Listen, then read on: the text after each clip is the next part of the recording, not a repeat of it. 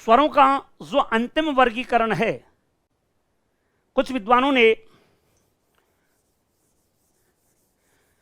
स्वरों का जो अंतिम वर्गीकरण है वह है उच्चारण स्थान के आधार पर।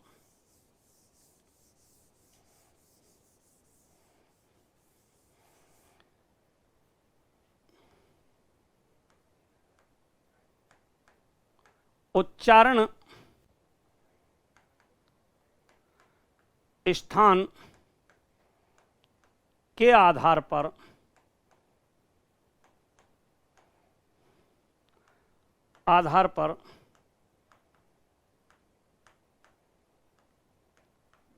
स्वरों का वर्गीकरण। उच्चारण स्थान के आधार पर स्वरों का वर्गीकरण। पहला मैंने आपके लिए उत्पत्ति स्रोत के आधार पर स्वरों का वर्गीकरण करवाया। दूसरा है मात्रा काल के आधार पर स्वरों का वर्गीकरण हो गया। तीसरा है ओष्ठाकृति के आधार पर स्वरों का वर्गीकरण हो गया। चौथा जिह्वा की सक्रियता के आधार पर स्वरों का वर्गीकरण हो गया। पांचवा मुखाकृति के आधार पर स्वरों का वर्गीकरण हो गया। और छठवां और जो अंतिम है वह है उच्चारण स्थान के आधार पर स्वरों का वर्गीकरण। तो दोस्तों, आपको पता होगा कि मूल उच्चारण स्थान कितने हैं। मूल उच्चारण स्थान कितने हैं? सही तो यह है कि मूल उच्चारण स्थान हमारे 5 हैं। मूल उच्चारण स्थान 5 हैं।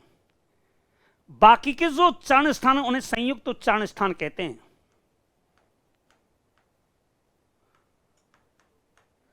संयुक्त उच्चारण स्थान कहते हैं उन्हें।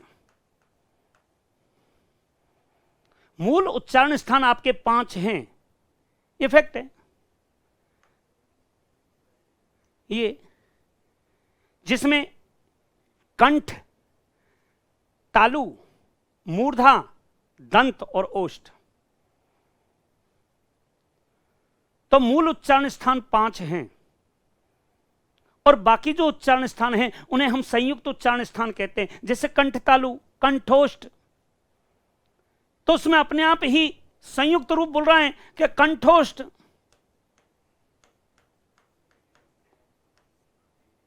कंठ तालु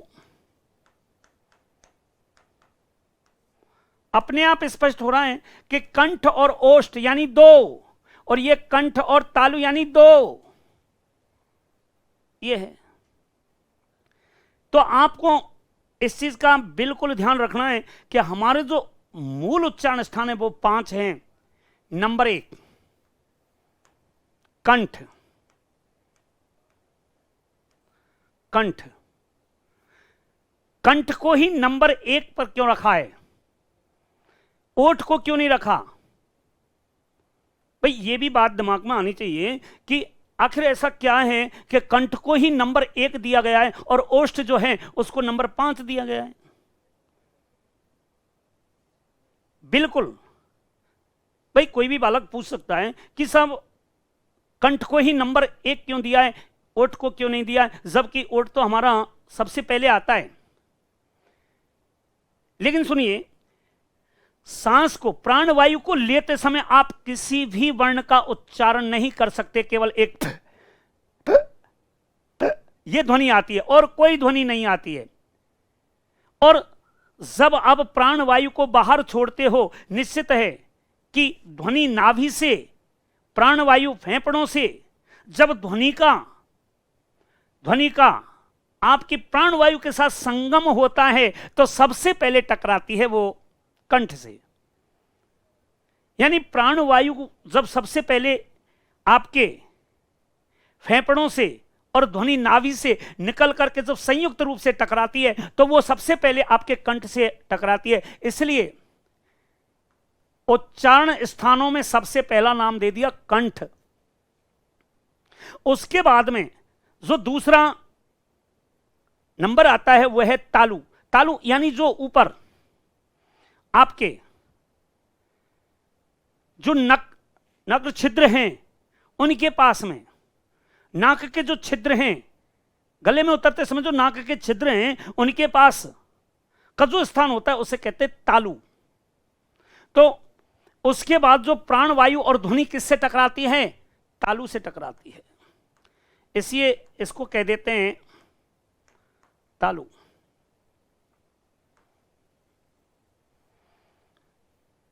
तीसरा जो स्थान है वह है मूर्धा। मूर्धा मुंह में, बोले मूर्धा कहां? यानी जो तालु है उससे आगे वाला भाग, मुंह का वह स्थान जहां पर आप उंगली लगाते हो तो इस तरीके से एहसास होता है, वह होता है मूर्धा। जैसे हमने लगाई तो एकदम यह एहसास होता है, तो उंगली जहां हमारी टच हुई, जहां पे हमारी उंगली ने छुआ और हमें एकदम स्पंदन का एहसास हुआ, वही क्या है? मूर्धा है। इसके बाद दंत। दंत और इसके बाद है ओष्ठ।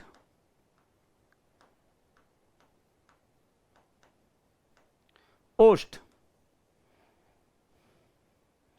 तो कंठ, तालु, मूर्धा, दंत और ओष्ठ उच्चारण स्थान के आधार पर स्वरों को 5 भागों में वर्गीकृत किया गया है साहब, जिसमें नंबर 1 कंठ, तालु, मूर्धा, दंत और ओष्ठ। अब हमें स्वरों को वर्गीकृत करना है। स्वरों को वर्गीकृत करना है। वे स्वर जिनका उच्चारण करते समय प्राणवायु कंठ से टकराती है, कंठ को स्पर्श करती है, कंठ का सहारा लेती है, उन्हें कहते हैं कंठीय स्वर। उनको कहते हैं कंठीय स्वर। तो ए और आ, ए और आ। संख्या 2, उच्चारण स्थान के आधार पर ए और आ को हम कंठ स्वर कहते हैं। उच्चारण स्थान के आधार पर हम ए और आ को कंठ स्वर कहते हैं। ए आ का हम उच्चारण करेंगे तो निश्चित है कि प्राणवायु कंठ से आकर के टकराएगी। ए आ निश्चित है कंठ से। तो वो हैं ए और आ, इनकी संख्या है 2। तालु, ई और ई का हम उच्चारण करेंगे, ई और ई का हम उच्चारण करेंगे तो हमारी जो प्राणवायु है वह तालु से टकराएगी। जैसे हमने उच्चारण किया ई, ई, तो जो हमारी प्राणवायु यानी फेफड़ों से निकलने वाली जो प्राणवायु है और नाभि से निकलने वाली जो हमारी ध्वनि है, वह उन दोनों का संगम आकर के हमारे तालु से टकराता है। और जब तालु से टकराता है तो उन्हें कहते हैं तालव्य स्वर। और तालु, इनकी संख्या 2 होती है साहब। अगला आता है मूर्धा।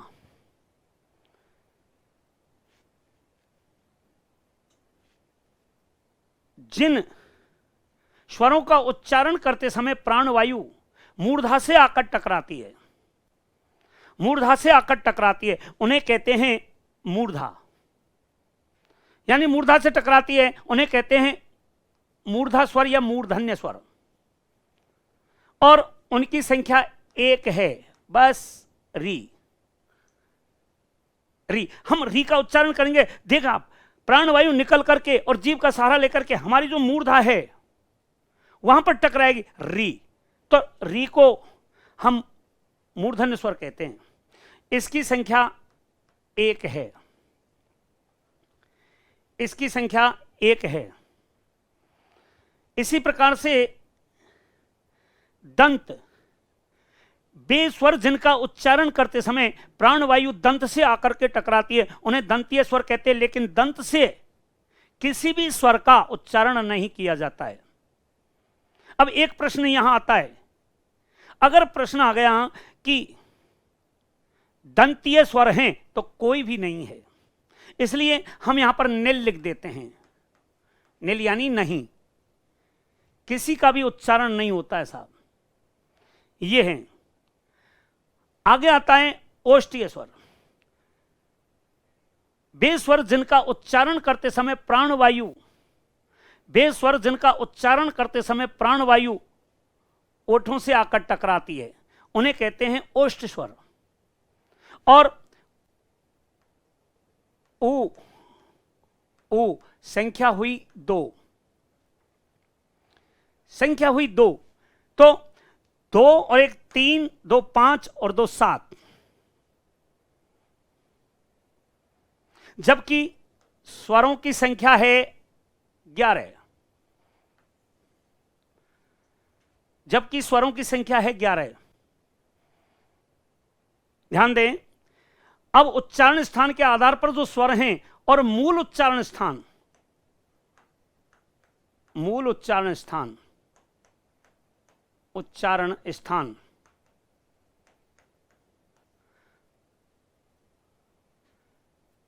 पांच हैं। इन पांचों से कितने स्वरों का, एक प्रश्न आया, आपसे पूछा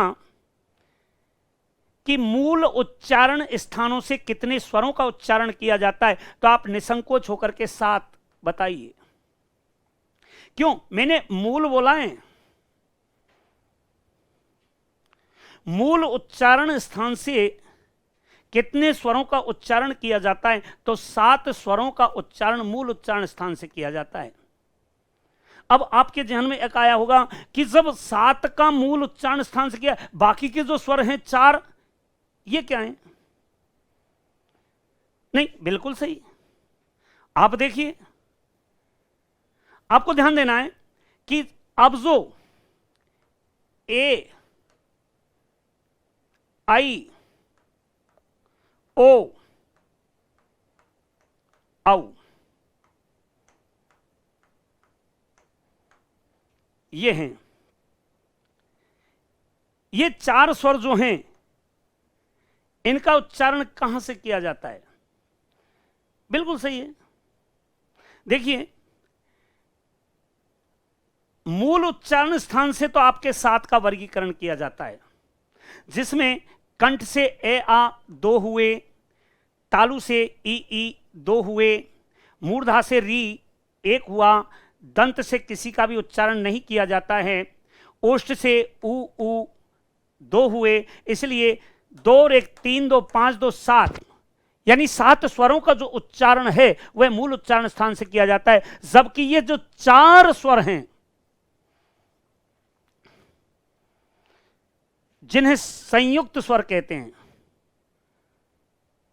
विजातीय स्वर कहते हैं, इनका उच्चारण स्थान जो है वह संयुक्त उच्चारण स्थान है। इनका जो उच्चारण स्थान है वह संयुक्त उच्चारण स्थान है। जैसे ए, देखिए भाई, ए, अब ए संयुक्त स्वर है,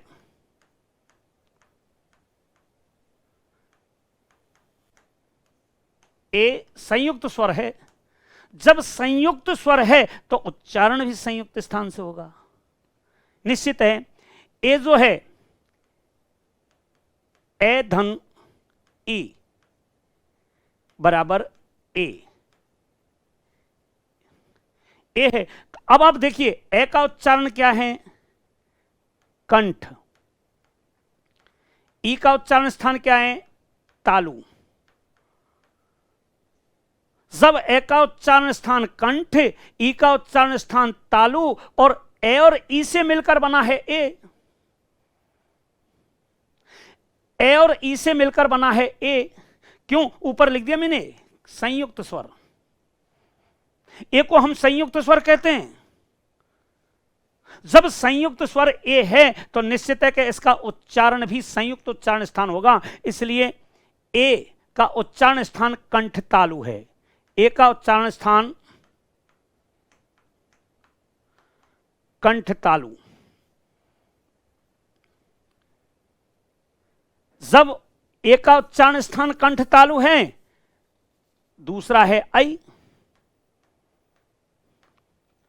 आई, आई को भी हम संयुक्त स्वर कहते हैं, जो आई है उसको भी हम संयुक्त स्वर कहते हैं। और आई जो है वह ए प्लस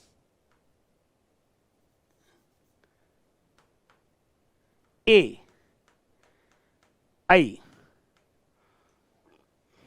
इसके बारे में हम पहले बता चुके हैं, ए और ई से मिलके ए बना तो ए और ए से मिलकर के जब आई बना है तो निश्चित है कि जिसका उच्चारण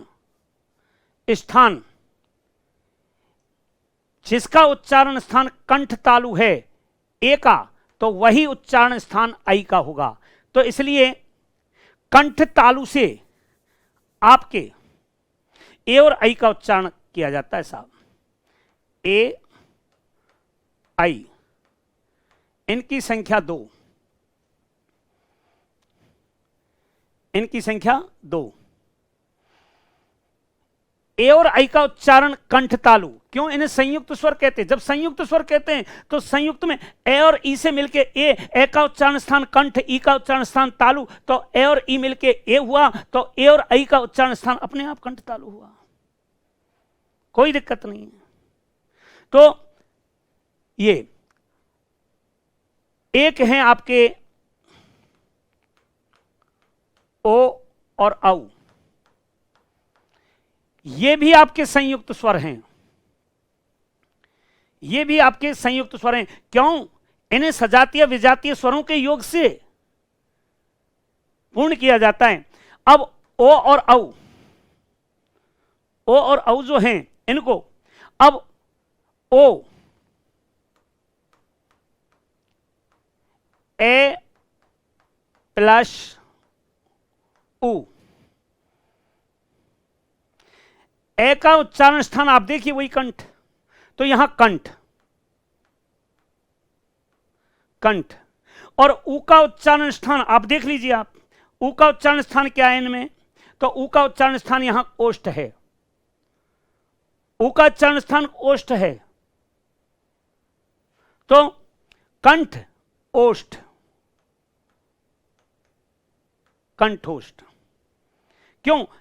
ए और उ से मिलकर के ओ का निर्माण हुआ, ए और उ से मिलकर ओ का निर्माण हुआ, तो ए का उच्चारण स्थान कंठ है और उ का उच्चारण स्थान ओष्ठ है, इसलिए ओ का उच्चारण स्थान कंठोष्ठ हुआ।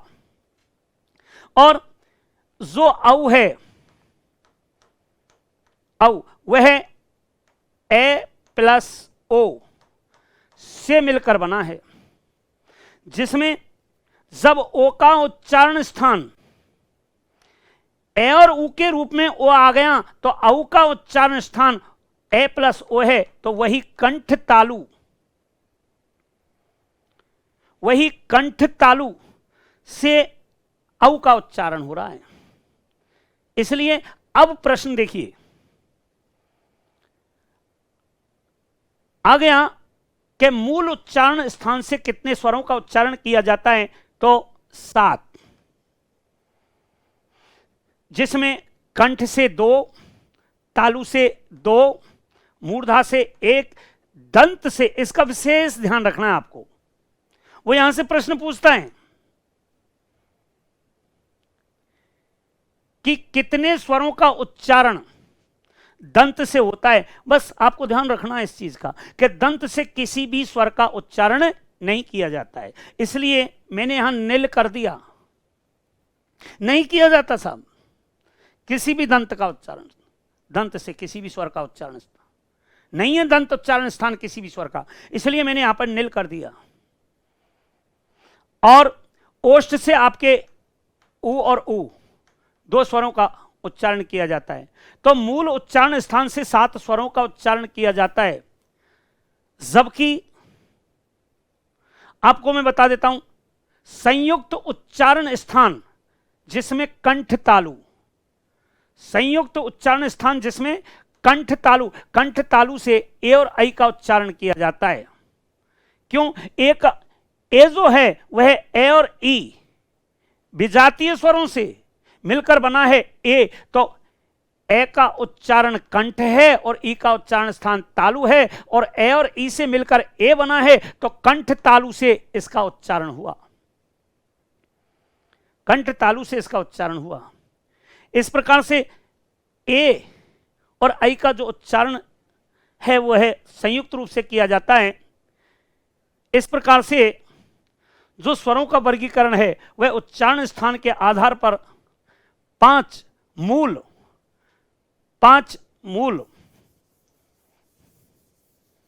और 2 संयुक्त उच्चारण स्थान से किया जाता है साहब। अब एक प्रश्न आता है,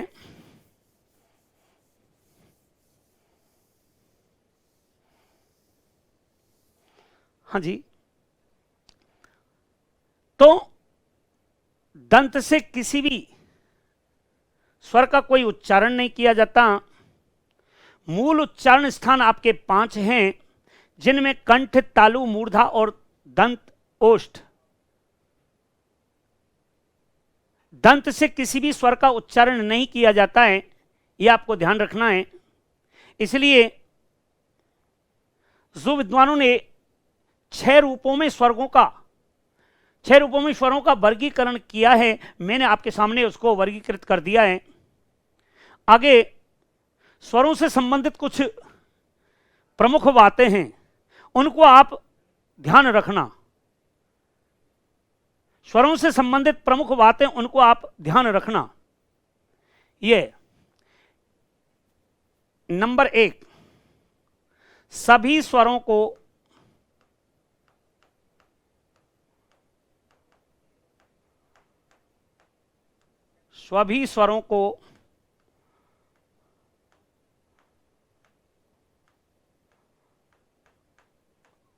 अल्प प्राण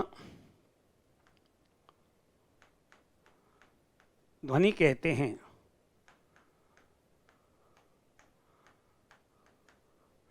सभी स्वरों को अल्प प्राण ध्वनि कहते हैं, या सभी स्वरों को अल्प प्राण, वर्ण और ध्वनि मैं कुछ भी कह सकता हूं, क्यों कि जो वर्ण है वह लिखित रूप और ध्वनि है जो मौखिक रूप है। नंबर 2, सभी स्वरों को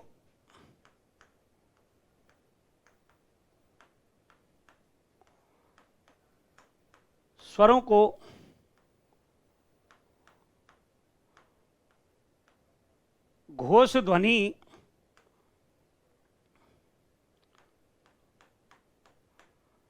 माना जाता है।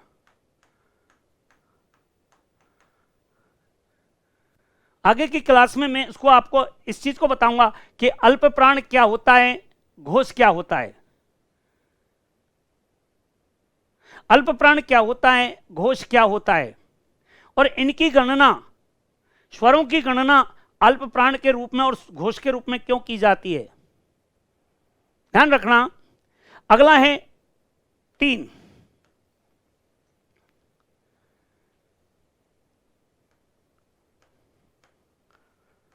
अनुस्वार और विसर्ग को हम अयोगवाह्य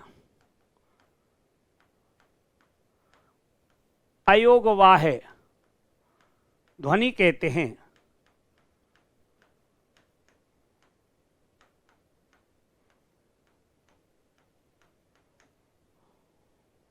अयोगवाह्य ध्वनि कहते हैं।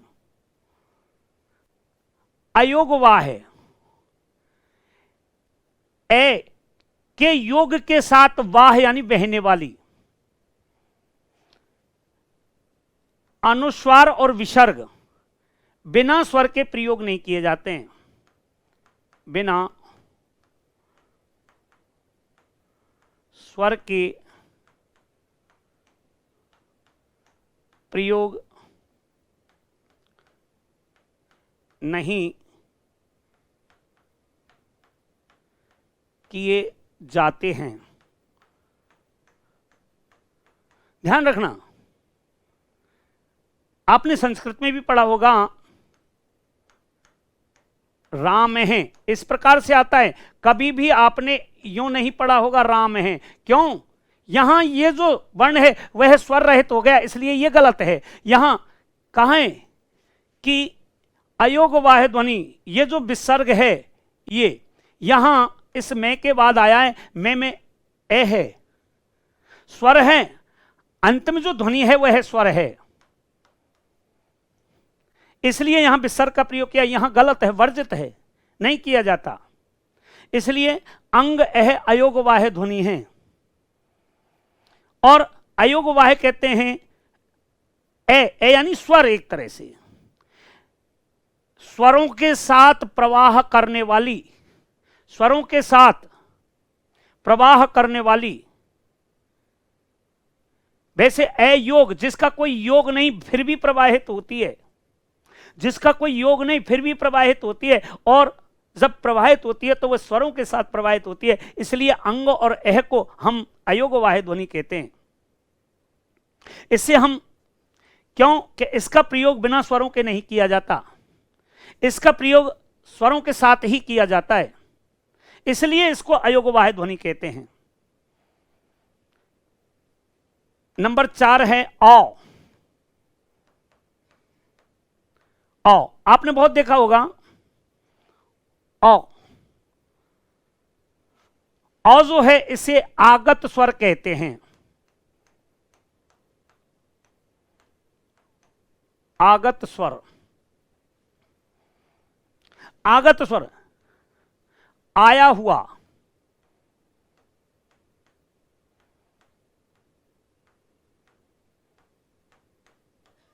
आया हुआ। तो जो आ है वह आगत स्वर है। क्या है? आगत स्वर। आगत मीन्स आया हुआ। हिंदी जो भाषा है, हिंदी भाषा है वह विश्व की सभी भाषाओं में सबसे अधिक मनोवैज्ञानिक भाषा है।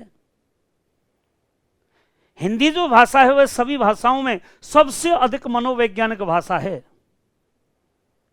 क्यों? हिंदी में विश्व की अनेकों भाषाओं के शब्दों को सम्मिलित किया गया है, लेकिन इसके साथ ऐसी ज्यादती की गई है कि हिंदी भाषा के किसी भी शब्द को किसी भी भाषा में प्रयोग में नहीं लिया जाता। आप परीक्षा भी देने जाते हो ना, तो हिंदी की अगर आप परीक्षा देने जाओगे, हिंदी की अगर आप परीक्षा देने के लिए जाओगे तो उसमें सैकड़ों शब्द आपको अन्य भाषाओं के लिए मिल जाएंगे। लेकिन आप अंग्रेजी का पेपर भी देने गए तो वहां पर हिंदी में यह भी नहीं लिखा रहता इस स्थान पर पी के कृपया पन्ना पलटिए, वह भी अंग्रेजी में ही पीटीओ लिखा रहता है। इसलिए विश्व की सभी भाषाओं में, विश्व की सभी भाषाओं में अगर सबसे अधिक मनोवैज्ञानिक भाषा है तो वो हमारी हिंदी है।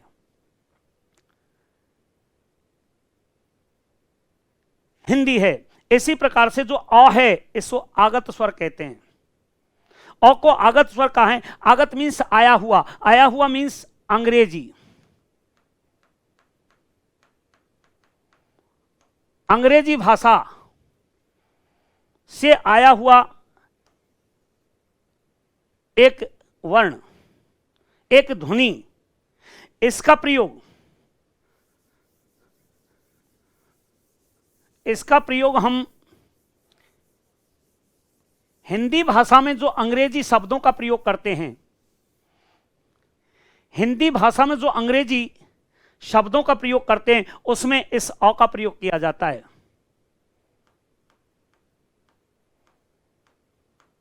प्रयोग किया जाता है। जैसे कॉलेज,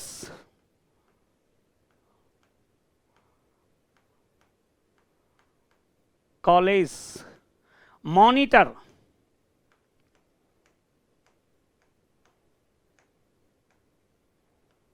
मॉनिटर, नॉलेज,